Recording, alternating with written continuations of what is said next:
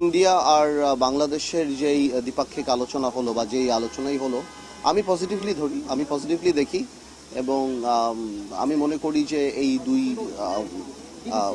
Head of স্টেটের যে আলাপ আমাদের দেশের জন্য ভালো কিছুই নিয়ে আসবে। আর বেশ কয়েকটা গুরুত্বপূর্ণ ব্যাপারেই আলাপ হয়েছে দেখলাম আমরা।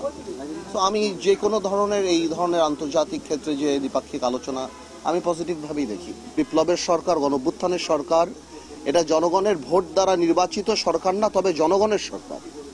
এবং আমরা সবাই এই সরকার যাতে ফেইল না করে এবং এই সরকারের পাশে দাঁড়ানোর অঙ্গীকার আমাদের প্রথম দিন থেকেই। এবং আমরা প্রথম দিন থেকেই বলে আসছি যে সংস্কার প্রয়োজন, তবে বড় সংস্কারগুলি আমি মনে করি যাতে করে জনগণের প্রতিনিধি যারা তাদের মাধ্যমেই হয়। তো আমরা সেভাবেই ইউনূস সাহেবকে সাহায্য করে যাচ্ছি এবং বা তার পাশে আছি। এবং ইউনূস সাহেব বারবারই বলছেন, আমরা শুনছি যে ডিসেম্বরে হবে কিংবা ডিসেম্বর থেকে জুনের মধ্যে হবেন যদি বড় বড় রাজনৈতিক দলদের সাথে একমত হয়।